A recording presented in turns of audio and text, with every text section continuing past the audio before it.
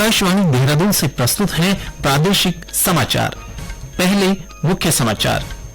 मुख्यमंत्री पुष्कर सिंह धामी ने चारधाम प्रबंधन यात्रा प्राधिकरण के गठन की कार्यवाही तेजी के साथ करने के निर्देश दिए। सर्वोच्च न्यायालय का नीट काउंसलिंग पर रोक लगाने से इनकार, 1563 छात्रों के परीक्षा परिणाम रद्द किए। खुदरा मुद्रास्फीति मई महीने में एक वर्ष में सबसे कम 4.75% पर। और मौसम विज्ञान ने देहरादून, टिहरी, पौड़ी, अल्मोड़ा, चंपावत, नैनीताल, हरिद्वार और ऊधम सिंह नगर में आज लू चलने की चेतावनी जारी की।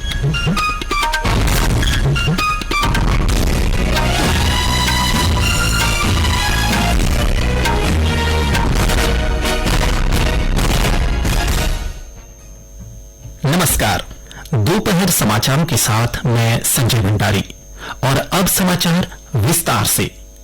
मुख्यमंत्री पुष्कर सिंह धामी ने चारधाम प्रबंधन यात्रा प्राधिकरण के गठन की कार्यवाही तेजी के साथ करने के निर्देश दिए हैं। देहरादून में आयोजित बैठक में श्री धामी ने कहा कि चारधाम यात्रा प्रबंधन प्राधिकरण का कार्यक्षेत्र सिर्फ 4 धामों तक सीमित नहीं रहेगा, बल्कि प्रदेश में सभी तरह की यात्राओं के प्रबंधन की जिम्मेदारी भी इस प्राधिकरण के तहत आएगी। उन्होंने कहा कि प्रदेश में बढ़ते धार्मिक और सामान्य पर्यटन के मद्देनजर प्राधिकरण के गठन का निर्णय लिया गया है, ताकि इससे संबंधित जिम्मेदारियों व तैयारियों का भली भांति निर्वहन किया जा सके। श्री धामी ने कहा कि इस बार की यात्रा सीजन में गंगोत्री और यमुनोत्री धामों में तीर्थ यात्रियों की संख्या में 2 गुना बढ़ोतरी हुई है। ऐसे में यमुनोत्री धाम में ठहरने की सुविधाएं, होटल और गेस्ट हाउस को बढ़ाने की दिशा में भी काम किया जाना चाहिए। श्री धामी ने चारधाम यात्रा को कोटद्वार से शुरू करने की संभावनाएं तलाशने के निर्देश भी दिए।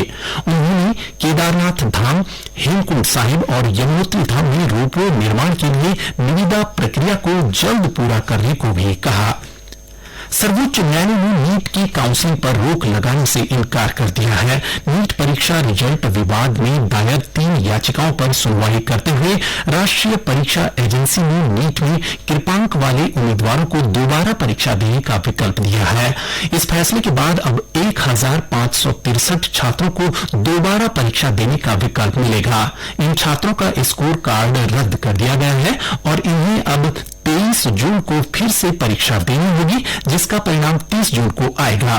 न्यायालय ने कहा कि हर उम्मीदवार दोबारा परीक्षा के लिए आवेदन नहीं कर सकेगा। दोबारा परीक्षा सिर्फ वही अभ्यर्थी दे सकेंगे जिनका समय कम कर दिया गया था। राष्ट्रीय स्वास्थ्य मिशन की मिशन निदेशक स्वाति एस भदौरिया ने नैनीताल जिले में विभिन्न स्वास्थ्य इकाइयों का औचक निरीक्षण किया। इस दौरान उन्होंने अस्पतालों में दी जाने वाली सुविधाओं और स्वास्थ्य सेवाओं की गुणवत्ता के बारे में जानकारी ली। जिले के बीडी पांडे जिला अस्पताल के निरीक्षण के दौरान उन्होंने एनएचएम के तहत खाली पदों को शीघ्र भरने को कहा। साथ ही जिला चिकित्सालय में प्रसव को आ रही महिलाओं व आकस्मिक सेवाओं को और बेहतर बनाने के निर्देश दिए। नैनीताल जिले में 2 शहरी स्वास्थ्य केंद्र खोले जाना भी प्रस्तावित है। स्वाति एस भदौरिया ने मुख्य चिकित्सा अधिकारी को इसके लिए आवश्यक कार्यवाही के निर्देश दिए। उन्होंने राष्ट्रीय स्वास्थ्य मिशन के तहत चिकित्सालय में टाइप 4 भवन, medical store, parking, critical care block और ओपीडी ब्लॉक के निर्माण के लिए स्थान का चुनाव करने को भी कहा। उन्होंने जीबी पंत चिकित्सालय परिसर में टाइप 4 और टाइप 3 भवन बनाए जाने की पत्रावली को तैयार कर जिला स्वास्थ्य समिति को उपलब्ध कराने के निर्देश भी दिए हैं। चमोली जिले की जोशीमठ तहसील अब ज्योतिर्मठ नाम से जानी जाएगी। केंद्र सरकार ने इसकी मंजूरी दे दी है। सरकार के इस फैसले का स्थानीय लोगों ने स्वागत किया है। गौरतलब है कि मुख्यमंत्री पुष्कर सिंह धामी ने पिछले साल चमोली में आयोजित एक कार्यक्रम में जोशीमठ का नाम बदलकर ज्योतिर्मठ करने की घोषणा की थी। स्थानीय लोग लंबे समय से इसकी मांग कर रहे थे। मुख्यमंत्री के सामने भी इस मांग को प्रमुखता से उठाया गया था। प्रधानमंत्री नरेंद्र मोदी G7 शिखर सम्मेलन में भाग लेने के लिए आज इटली के लिए रवाना होंगे। विदेश सचिव विनय मोहन क्वात्रा ने नई दिल्ली में संवाददाताओं से कहा कि भारत को शिखर सम्मेलन में संपर्क देश के रूप में आमंत्रित किया गया है। लगातार तीसरे कार्यकाल में सत्ता संभालने के बाद प्रधानमंत्री मोदी की यह पहली विदेश यात्रा होगी। श्री क्वात्रा ने कहा कि यह यात्रा भारत और अल्प विकसित देशों के महत्वपूर्ण मुद्दों पर सम्मेलन में उपस्थित अन्य वैश्विक नेताओं के साथ विचार विमर्श का महत्वपूर्ण अवसर होगा। ये समाचार आप आकाशवाणी देहरादून से सुन रहे हैं। खुदरा मुद्रास्फीति की दर मई महीने में एक वर्ष में सबसे कम 4.75% पर आ गई है। सांख्यिकी और कार्यक्रम कार्यान्वयन मंत्रालय के आंकड़ों के अनुसार अप्रैल में उपभोक्ता मूल्य सूचकांक मुद्रास्फीति की दर 4.83% थी। पिछले महीने खुदरा मुद्रास्फीति की दर मई 2023 के बाद सबसे कम रही है और इस वर्ष मार्च से शुरू लगातार 3 महीनों के लिए 5% से नीचे रही है। मुद्रास्फीति दर में गिरावट प्रमुख वस्तुओं में नरमी या पिछले महीने की तुलना में इसमें कोई बदलाव नहीं होने की वजह से है। भोजन और ईंधन जैसे अस्थिर घटकों को छोड़कर प्रमुख वस्तुओं की महंगाई दर अब 2.97% के नीचे स्तर पर है। वहीं खाद्य एवं पेय पदार्थों की महंगाई दर 7.87% पर बनी हुई है। मौसम विभाग ने अगले 2-3 दिन के दौरान राज्य के कई हिस्सों में भीषण गर्मी का अनुमान व्यक्त किया है।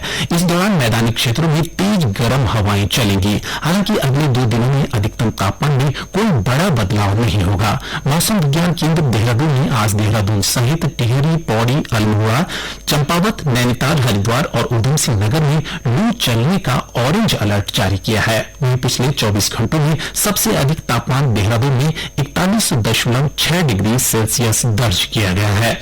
इस बीच मौसम विभाग ने 15 जून के बाद से राज्य में कहीं कहीं तेज हवाओं के साथ बारिश का अनुमान व्यक्त किया है।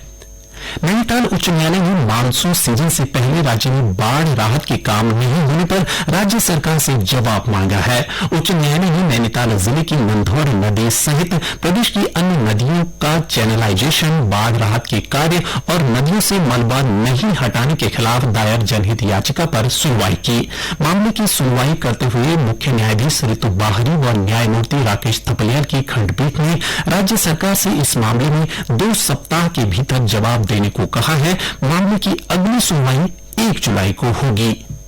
खेलों में आईसीसी T20 क्रिकेट विश्व कप में भारत ने अमेरिका को 7 विकेट से हराकर सुपर 8 में अपनी जगह बना ली है।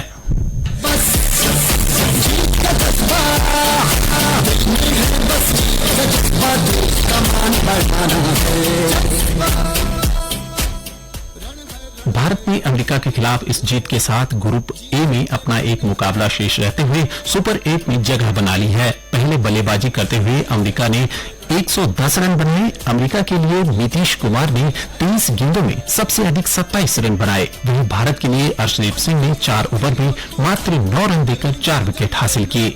111 रन की लक्ष्य का पीछा करते हुए भारत की शुरुआत खराब रही और बाएं हाथ के तेज गेंदबाज सौरभ नेत्रावलकर ने लगातार ओवरों में पहले विराट कोहली को 0 पर और फिर रोहित शर्मा को 3 रन पर आउट कर दिया। इसके बाद सूर्य कुमार यादव के अर्धशतक और शिवम दुबे के साथ उनकी साझेदारी के बल पर भारत ने शानदार जीत दर्ज की।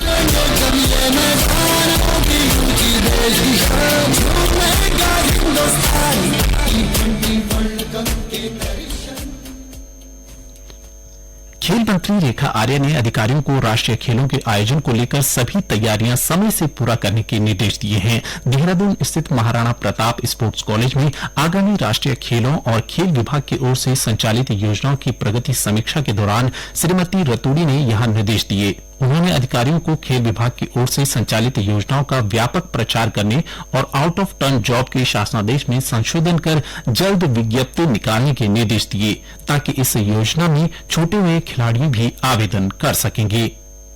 अंतर्राष्ट्रीय योग दिवस से पहले प्रदेश में विभिन्न कार्यक्रम आयोजित किए जा रहे हैं। इसी कड़ी में बागेश्वर जिले के नुमाइश खेत मैदान में रन फॉर योगा कार्यक्रम के तहत दौड़ प्रतियोगिता का आयोजन किया गया, जिसमें स्कूली छात्र छात्राओं ने बढ़ चढ़कर हिस्सा लिया। दौड़ में पहले 3 स्थान पर रहने वाले छात्रों को 21 जून को अंतर्राष्ट्रीय योग दिवस के अवसर पर सम्मानित किया जाएगा।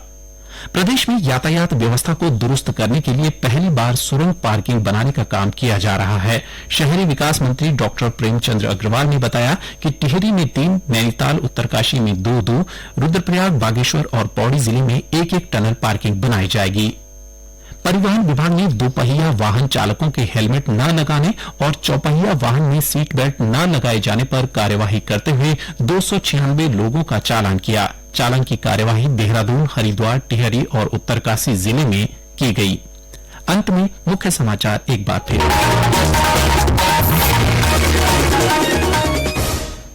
मुख्यमंत्री पुष्कर सिंह धामी ने चारधाम प्रबंधन यात्रा प्राधिकरण के गठन की कार्यवाही तेजी के साथ करने के निर्देश दिए। सर्वोच्च न्यायालय का नीट काउंसलिंग पर रोक लगाने से इनकार, 1563 छात्रों के परीक्षा परिणाम रद्द किए। खुदरा मुद्रास्फीति मई महीने में एक वर्ष में सबसे कम 4.75% पर। और मौसम विज्ञान ने देहरादून, टिहरी, पौड़ी, अल्मोड़ा, चंपावत, नैनीताल, हरिद्वार और ऊधम सिंह नगर में आज लू चलने की चेतावनी जारी की। इसके साथ ही प्रादेशिक समाचार का ये बुलेटिन समाप्त हुआ। नमस्कार।